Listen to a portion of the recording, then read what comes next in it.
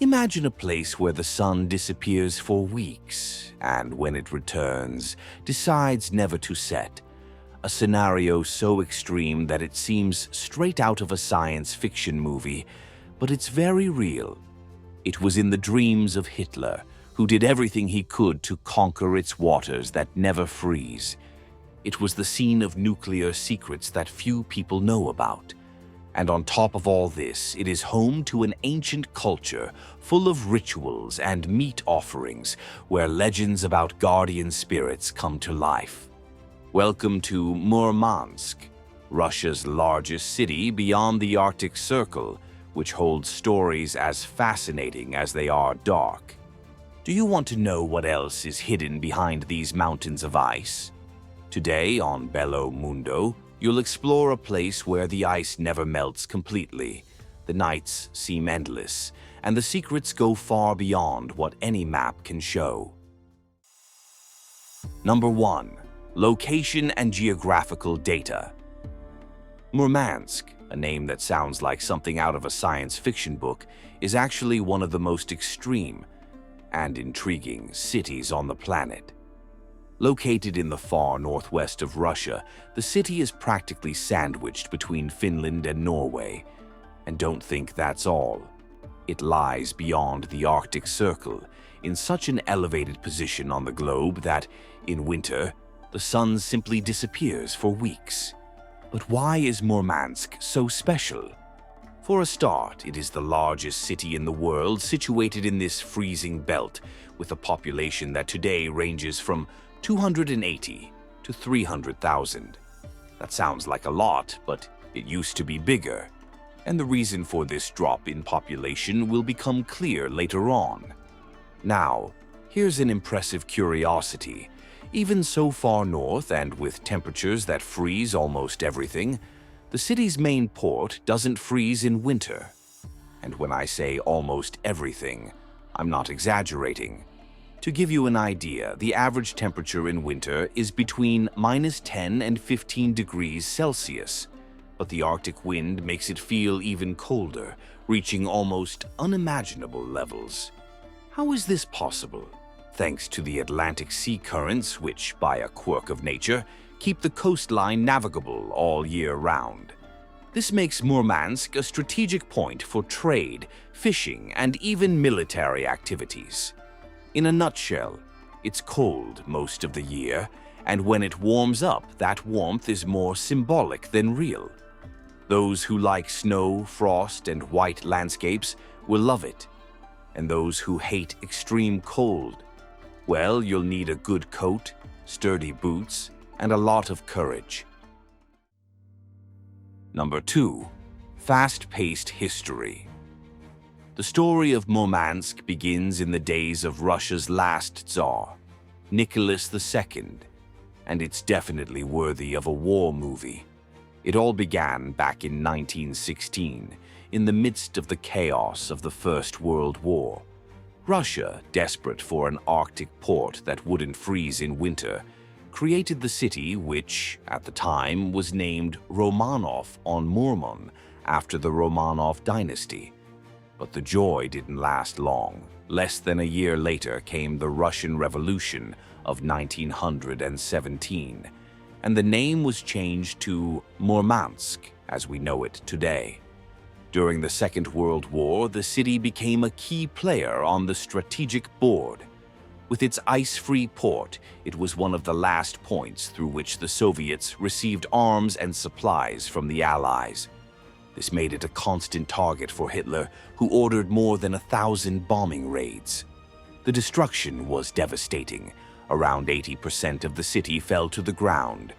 But despite this, it resisted and never fell to the Nazis, securing the title of Hero City. After the war, during the Soviet era, the city flourished as a military and industrial hub. Nuclear submarines and a heavy fleet made Murmansk one of the most strategic locations of the Cold War. But with the collapse of the Soviet Union, everything changed. Factories closed, public services collapsed, and the population began to shrink rapidly, plummeting from almost 450,000 to to the current 280,000 inhabitants. Today, Murmansk is trying to reinvent itself. Arctic tourism has become a strong bet, with the city gaining fame as one of the best places to observe the aurora borealis. But we'll talk more about that in a moment. Number 3. The Monument to the Defenders of the Arctic.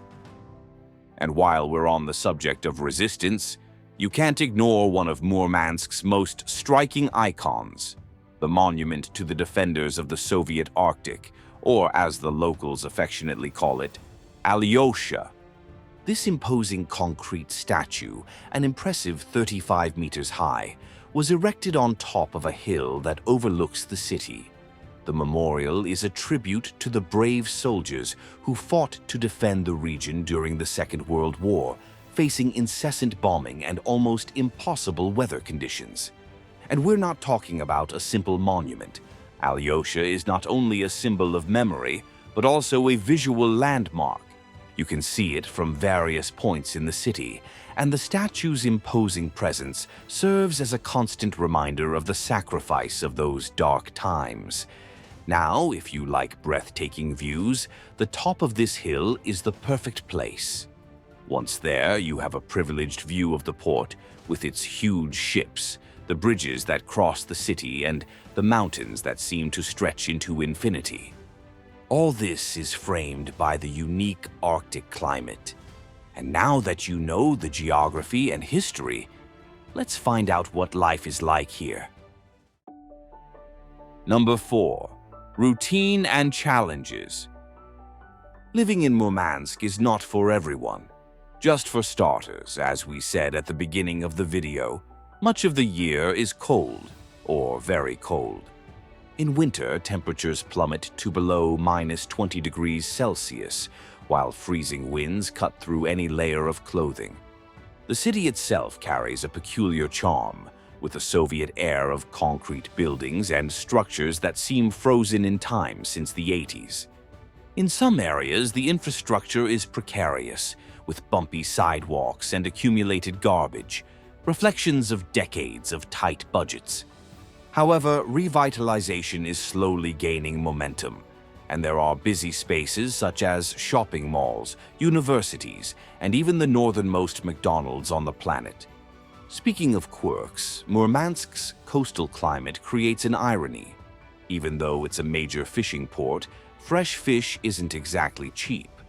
Many vessels prefer to sell their cargo in other ports with less bureaucracy and fees, leaving locals to complain about paying too much for what should theoretically be plentiful.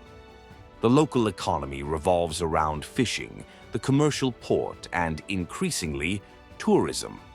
Local agencies offer fascinating tours, such as Aurora Borealis, hunting tours, snowmobile adventures, and visits to the village of Tereberka, famous for being the setting for the movie Leviathan.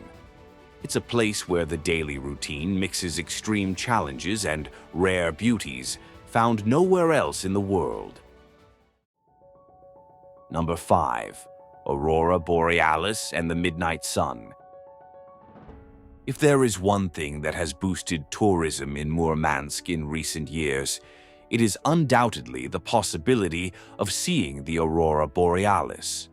Just imagine, dark skies, freezing wind, and suddenly those green, purple, and blue lights start dancing above your head. This phenomenon usually occurs in the coldest and darkest months, from mid-September to April, but the peak of visits is between December and February, when the nights are longer and there is a good chance of witnessing this luminous ballet. The city itself has a lot of light pollution, so people usually take special tours to more remote areas.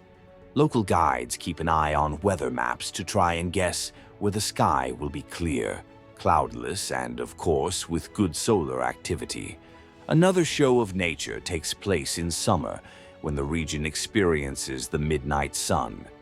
Between the end of May and the end of July, the sun simply doesn't disappear over the horizon, creating endless days. People take the opportunity to go boating at dawn, Go hiking or simply take pictures of a sunset that seems eternal. But it's important to be aware. This excess or lack of light has a real impact on residents' routines.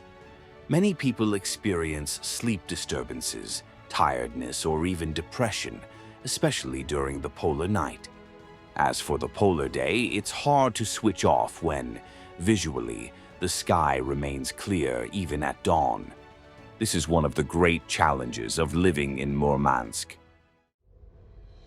Number 6. The Sami people. Now comes the most mysterious and fascinating part of the Kola Peninsula. As well as being home to industrial and military cities, this region is also home to the Sami, an indigenous people who have inhabited areas of northern Norway, Sweden, Finland, and this tip of Russia for centuries, or rather millennia. On the Russian side, they are known as the Kola Sami, or Lappi. Historically, they lived by herding reindeer, fishing on frozen lakes, and gathering wild fruits, such as blueberries and blackberries. Today, many reconcile ancestral traditions with modernity. Some live in cities, go to college, have internet and cell phones, while others prefer to live on the tundra, tending reindeer herds and maintaining shamanic practices. Sami life adapts to the extreme climate. In the past, they followed the rhythm of the reindeer. In summer, they went after greener pastures. In winter, they sought shelter wherever it was possible. Today, much has changed. Some of them live in fixed villages or even in cities with Wi-Fi and social networks. But don't think that this is the end of traditions. There are still people who prefer to live in the tundra, tending their herds and maintaining practices that even involve shamanic rituals. And let's talk about food, because you can't face all this cold without a hearty menu. Here, reindeer meat is the mainstay. It can be boiled, smoked, or even dried jerky style. And the fish, always fresh or smoked, with recipes passed down from generation to generation. To top it all off, the famous wild berries, such as blueberries, become jams and desserts that add a sweet touch to this hard life. The traditional costumes are a spectacle in themselves. They include capes, hats, and ornaments that refer to reindeer, mountains, or protective spirits. In some cases, they are embroidered by hand using geometric symbols that tell family stories or represent community ties. In everyday life, many Sami wear Western clothes. However, when important festivals and ceremonies arrive, they resurrect the old embroidered costume with leather elements, silver pieces, and strong colors such as red, blue, and yellow usually predominating. Number 7. Folklore, legends, and myths. If the modern world is fascinating enough, wait until you discover Sami folklore, with legends that explain everything from the appearance of the aurora to the presence of strange spirits in the mountains. Among the many stories, one of the most famous is the story of the hunter who defied the spirits. Legend has it that a long time ago, a young man called Apani ignored all the warnings of his people. They said that certain areas of the forest, close to a large lake, were protected by the Seta, spiritual guardians of the mountains, known for their fury against those who disrespect nature. Determined to challenge the supernatural, Apani headed into the forest, certain that the stories were just old wives' tales. When he found fresh reindeer tracks, he imagined that he would return home with a valuable prize. But while he was hunting, the weather suddenly changed. The sky darkened, the icy wind began to howl, and a violent blizzard took hold. It is said that the sound of the wind carried strange, almost human voices. Apani disappeared without a trace. Only his footprints were found in the snow, ending abruptly. To this day, the legend warns, anyone who disrespects the sacred territories will be claimed by the sect. Another legend tells of the Vorsa, the spirit that inhabits the region's deep lakes and icy rivers. he protects the fish and punishes those who catch more than they need. In a popular story, outsiders arrived at a Sami lake and, ignoring local customs, caught far more fish than they could consume. During the night, while they were celebrating their greed, the lake began to bubble. Suddenly, the ice cracked, creating crevasses that swallowed up nets, canoes, and even the fishermen. It is said that the Vorsa dragged everyone to the bottom of the lake as punishment. For this reason, the locals teach that fishing should be done with respect and moderation. Otherwise, the Vorsa may awaken and claim those who abuse the bounty of the waters. Number 8. Ancestral rituals. But it's not just stories and legends that this unique people live by. For the Sami, the mystical and the everyday have always gone hand in hand, and their rituals are living proof of how tradition and spirituality shape their culture to this day. Even with modernity, there are communities that preserve ceremonies to honor the spirits of the mountains, the waters, and of course the reindeer, animals so important to their survival and beliefs. Among the most powerful symbols of Sami culture is the shamanic drum. During rituals, the Noedi, a figure equivalent to a shaman, uses this sacred object to connect the community with the spirit world. It is said that these shamans enter a trance with the hypnotic rhythm, allowing them to travel between worlds and seek guidance from the spirits. While the Noedi travels between the spiritual planes, participants ask for protection, healing, or guidance on important issues.